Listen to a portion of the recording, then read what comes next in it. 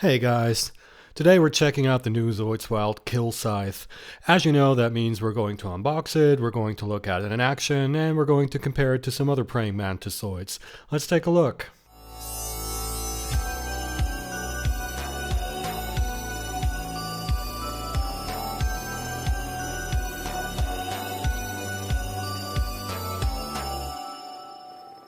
Robo Shop.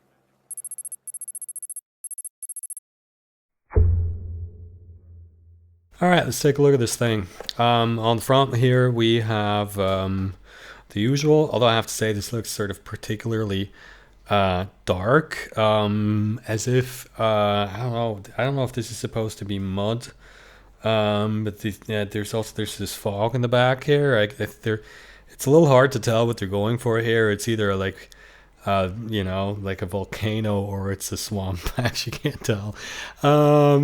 On the back we have a spider diagram, and you may remember how I talked about how every Zoid always seems to be at least decent at everything here, whatever these 6 things are.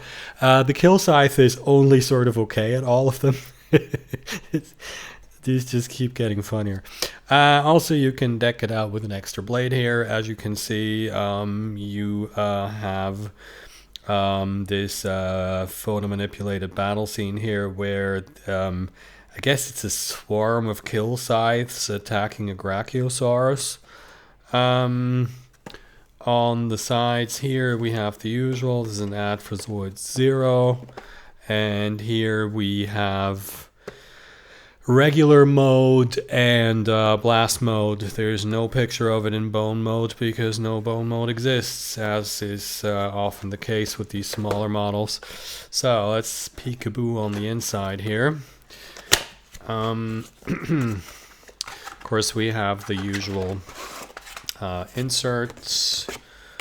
Because this is a wind-up model, you have your this is the parts list, and this is the building instructions. Nothing out of the ordinary. I'm seeing something interesting here though. We have A, B, and S. Nothing else in here. So let's take a look at what's in this one. Seems pretty packed for, a wind-up model. Also, there's actual black parts inside of the A bag. That's interesting. Okay, so anyway, I mean, this is obviously like one of the mantis claws. There's the other one. This is the torso. All one big solid piece. The usual detail here, really. It's a tube here, some other stuff. This looks like it houses the motor, obviously. This is the wind-up key, looking kind of like a gun as usual. And then we have these 2 mechanical parts, which look very, very, very 80s, actually. This thing is definitely based off of 80s designs. I have this here, which I have no idea what it is. And the legs, 2 different pairs. I'm guessing these are in the front and the others are in the back. A lot of nice detail on these, also on both sides, so they don't look hollow. Pretty cool. This looks like it's the top of the head. And that's A. B is mostly the black parts. Let's see what we got here. First of all, the head. This is, of course, this is a 0 model, so it has the eyes pre-painted. Looks pretty good. I would have preferred clear parts to stick on here, but alright. The wings, got these, I don't know, this looks like, actually look, I think they're smoke bombs on the Machine and Krieger models, like these 3. Really kind of looks like a Yokoyama kind of design cue. This is the pilot seat, saddle, and more blades. These actually look like Okay, can someone in the comments who actually watches Zoids Wild Zero let me know if these are supposed to be chainsaws, because they kind of look like chainsaws? Really, if you watch the anime, let me know. Let me know if these are chainsaws. And if they are chainsaws, then this is officially my new favorite Zoid ever. Not really, but I mean, I'm just saying, like, of course, the greatest Zoid of all time is Matt Thunder. But when you think about it, like, what's the only way you can make Matt Thunder better? Exactly. Put a chainsaw on it. Now, here in the S bag, we have, maybe a little careful here, we have two of these, which obviously will attach to, whoops, to these, and then drive the leg movement. Like I said, it's not the same parts as on the 80s models, but it's certainly the same kind of mechanism.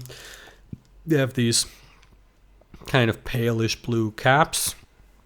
Very nice color, which you probably can't tell because I'm still filming against this green background that screws up everything. We have the usual flatulence propelled pilot here.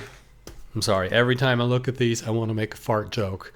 And today is that day, my friends. Today is the day I made the fart joke. We have a wind-up motor. And we also have this, which, I mean, I'm not going to take it out of the bag just now. Weird. This looks like... Okay, let's take a look at this. And then actually let's look at the instructions. It's the weirdest thing. Because this looks like feelers, but then these are eyes. So are you telling me that this thing actually has eyes behind, you know, that like this goes over this, and then this is the eyes inside of the head? I mean, that's certainly what it looks like. Let's cheat. Let's cheat and look at the instructions. Yep, there you go. See? Step 17, put on the eyes. Step 18, cover them up.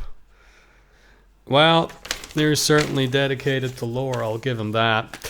Anyway, that is all of the parts for the Zoids Wild Kill Scythe, which I will now assemble, and then we are going to check it out in action, and we're going to take a look at how it stacks against the first Zoid I ever bought in my life. So be ready for that. Yeah, and of course I was so excited about that I forgot the sticker sheet. So here it is.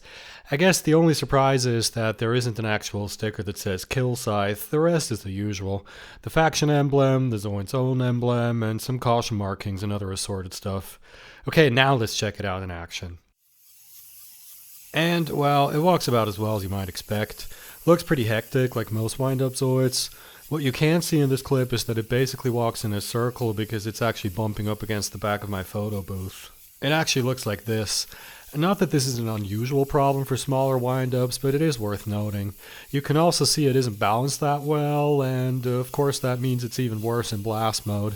It's still able to move forward, but it looks like it's drunk.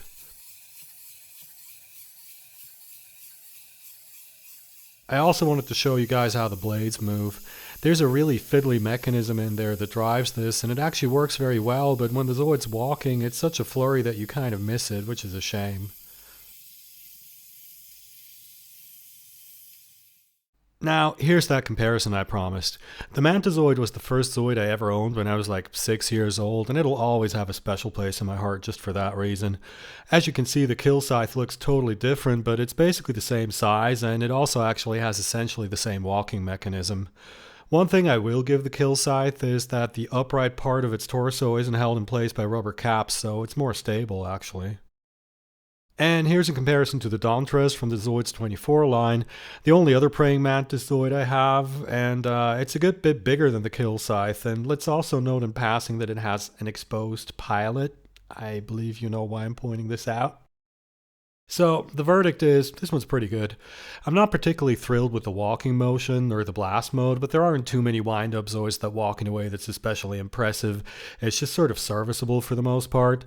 But the Kill Scythe does look nice and mean for a Zoids Wild model. It doesn't have any goofy collars, and it also has some nice detail. Don't tell anyone I said this out loud, but I actually would go so far as to say that this might be the best looking praying mantis Zoid we've seen so far, or at least a very nice balance of being sort of accurate to the actual creature and looking mechanical enough. Well, and that's it for this one. I think what's coming out next is the Zero Phanthos, or whatever they'll end up calling it in the end, and then we should be getting that crazy looking new Godzilla model. Pretty excited about that. I'll probably be getting the Zero Phanthos pretty soon anyway. I've got some other stuff for HobbyLink Japan to ship for me, so there's no need to wait, really. However, since there's no telling when that'll happen, I still think the safe thing for you to do is to subscribe to this channel so that you definitely won't miss it when it does happen. And give this video a thumbs up while you're at it. It doesn't cost you more than half a calorie and actually really helps my stuff be seen by others. Anyway, thanks for watching everyone, and I'll see you in the next one.